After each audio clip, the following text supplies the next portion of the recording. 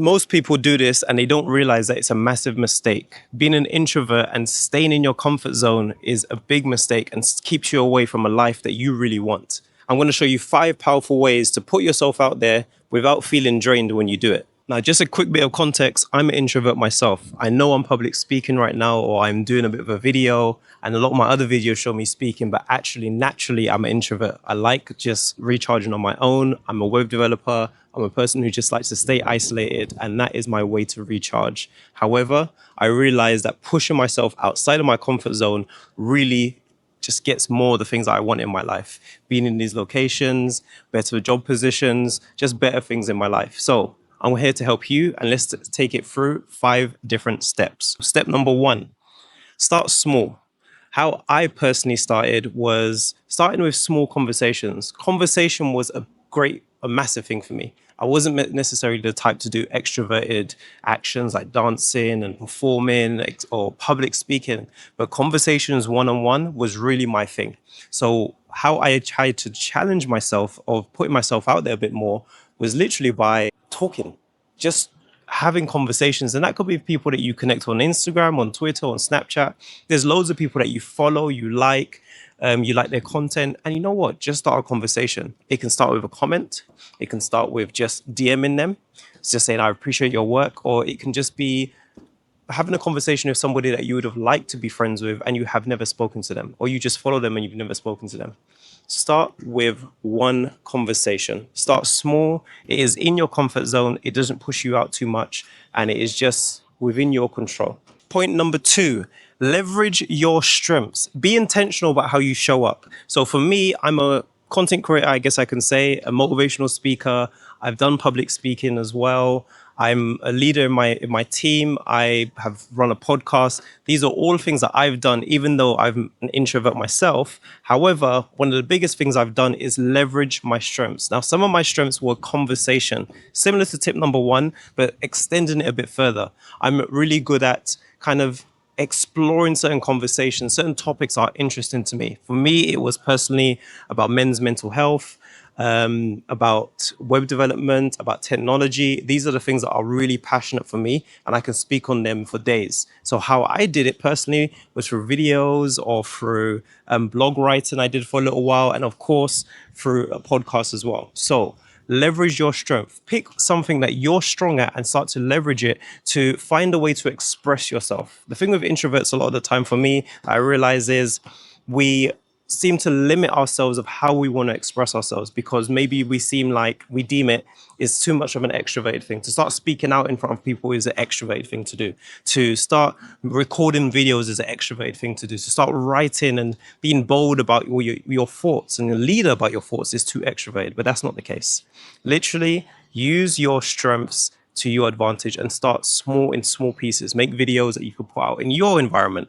Make blog posts or writing that is anonymous if you wanted to, or start a podcast that you don't even have to post it to anybody, but just start doing it. Get used to hearing your own voice and leverage it. Tip number 3, do what scares you in small doses. They also call this exposure theory. And it's pretty correct that you will be a little bit exposed. Do something that scares you in small doses. So something that you know that you've been interested in and you want to do, you're not forcing yourself to do it, but it makes you a bit uncomfortable. Now, for me, this was something like me modeling or going into a pageant. Now, none of these things I wanted to do. However, how I started was I created a video about coming out your comfort zone. Some people saw it and they reached out to me and they said, hey, would you like to be part of a pageant? And I said, nope. Instantly. And then they challenged me saying, you said you wanted to come out your comfort zone. So we want to challenge you. How about you come out your comfort zone? Why don't you try a pageant? From that, pageantry got me into modeling, got me into carnival costume modeling. And now it's a massive part of my life. Well, it's just been a long journey and it just keeps going. That is something that was of a small dose, a small exposure into the pageant. You're just training at first. And then I got into actually doing way more than that. So the same for you. Pick something that you know you're interested in, that you want to do, you've been interested in it, and it's literally in your reach. And even if it's not in your reach, you know you can just, all you have to do is take that first class. Let's say it's a dance class. Take that speaking class, go on that course, go and meet those people that share the same interests as you. Small exposure. And some of the things I used to do in my work was actually go to meetups about a topic that I'm really interested in. I think it's like meetup.com. They have loads of different ways that you can actually just get into these small groups of people that are just like you, will probably speak just like you as well. And you just get to start talking to them. Small things. Exposure theory. Try it. Find the right environment that energizes you. That is tip number 4. Now, introverts know everything about having the right environment, the right space where you feel comfortable, where you feel that you can just be yourself. This is super important and this is within your control. Now, what does that look like? It looks like finding groups that you can be normal with, be yourself in, or finding a person that you could be yourself with. This is an controlled environment. Now, again, sometimes our misconception is that being an extrovert, you have to put yourself in a public crowd, which is going to make you feel judged, embarrassed, or just feel like, oh my God, I'm too exposed. That's not the case. This one is you choosing your own environment, you choosing your own people, choosing your own tribe. For me personally, that is a representation of talking to my thoughts. We have my co-founder, which is where we created the podcast in the first place. I have an angel investor group called King's Venture Group, but they're also my brothers. These people I can seek counsel from, seek advice from. They're my peeps. They're people that I can just be real with and I don't feel judged. We'll have a great laugh, a bunch of belly laughs, I could say. Then there's my partner, which is my girlfriend, my best friend. We go holidays. We can talk about so many things as well. Find your part where you can just start to be more open, more in control, but still being yourself. Because one of the things as introverts is that we just stay in our own environment and we don't need to do that. We can literally share it with somebody else because they're not going to attack us. They're not going to overjudge us. Pick your environment and grow in that, flourish in it. Trust me, it goes so far to not just be alone. All right. If life wasn't meant for you to be alone. Tip number 5, and the most important one of all, you are not an introvert trying to be extroverted. You're not somebody who is trying to be somebody else. You know why?